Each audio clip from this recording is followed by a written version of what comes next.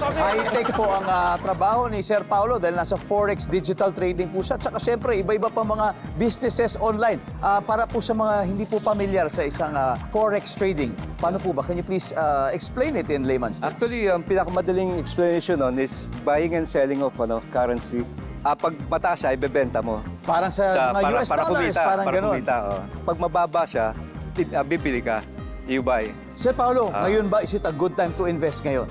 Sa panahon ngayon? Like, itong Depende buwan na to. kasi. Pagka yung, for example, cryptocurrency, pataas siya eh. So, pagka cryptocurrency, maganda. Pag crypto? Yeah. Wow, sa blockchain. Yan. Mga ganon. Ganon. Okay, exciting po yan. Si Ma'am Aliona naman, she has 2 beautiful Ay, kids. Ilan taon naman sila? Isa pong 22 and isang 10. 22 and 10. Honor student. Good luck. Sir, good luck. Ito na po, top 6 answers. Name something na mabibili sa fast food restaurant na. Hindi pa tapos. Pero anyway, sige, ano kaya yun? Ano sagot? Hotdog. Hotdog, opo. Tatapusin ko po, ha? Something na bibili sa fast food restaurant na hindi mabibili sa karinderya sa kanto. Hotdog. Okay, nandyan ba ang hotdog? Wala. Sa karinderya, marami po kasi yan. Hot silog, log silog, lahat na. Sir Paulo, something na mabibili sa fast food na hindi mabibili sa karinderya. Okay lang. Katrina, I'll give you a chance. Something na mabibili sa fast food restaurant na hindi mabibili sa karinderya. Sa bagay, ang steak, siguro mga 3-5 minutes, luto na dapat yan. Ito, medium yan, di ba? Nandyan ba ang steak? Pwede pang mas mataas, Gedong. Again, something na mabibili sa fast food restaurant na hindi mabibili sa karinderya, sa kanto. Apple pie. Apple pie. Nandyan ba ang apple pie? Uy! Pero mas mataas ang burger steak. Katrina, pass or play? Play. Sir Paulo, balik mo muna tayo. Okay. Parehong 3 points kasi yan eh. 3 yung sumagot. Pero since nauna ka, ang rule natin kung sino yung first, siya yung bibigyan natin ng chance. Okay? So, something na mabibili sa fast food na hindi mabibili sa karinderya.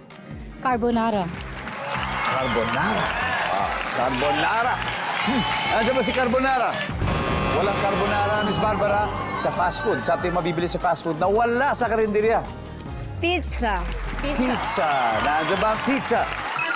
Meron. Miss Aliona, ano pa? Float. Float. Yung merong may soft drinks, tapos may ice cream sa taas. Oo. Nandiyan ba ang float? Wala. Alihar Brothers, ayan na. Miss Katrina, something na mabibili sa fast food, pero hindi mabibili sa karinderya. Mango crepe. Mango crepe. Nandiyan ba ang mango crepe? Wala. Ito na chance. Again, fast food. Kuya Dong, something na mabibili sa fast food na hindi mabibili sa karinderya sa kanto. Coleslaw. Coleslaw, si Paulo. Fruit salad. Fruit salad? Pwede. Si Jojo A? Pag-ibig.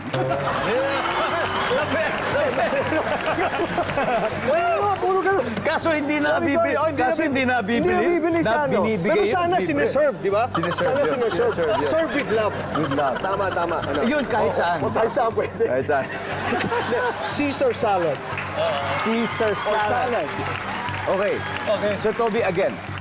Something na mabibili sa isang fast food restaurant na wala doon sa karinderya. Fruit salad.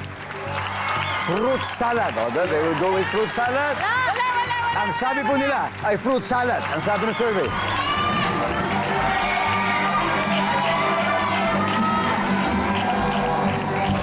Wala!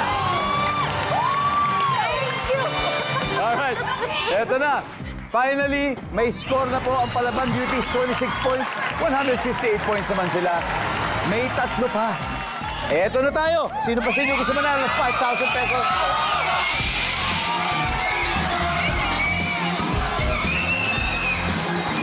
Okay, tara. Taga saan yung tili mo? Iloilo City po. Wow, Iloilo. What's your name? Si Yan Trisha Hanapa. Okay.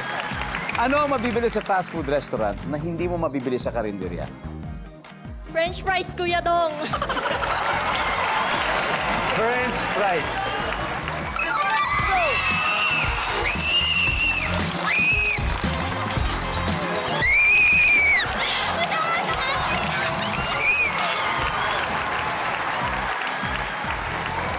Ito number 3. Ice cream sundae. Ito number 1. Ako huhula na number 1. Hamburger. Oh, hamburger. Nakakalimutan niyo yung hamburger.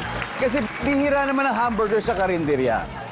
Diba? Bihira ang hamburger. At sa fast food, yan ang number 1 parati.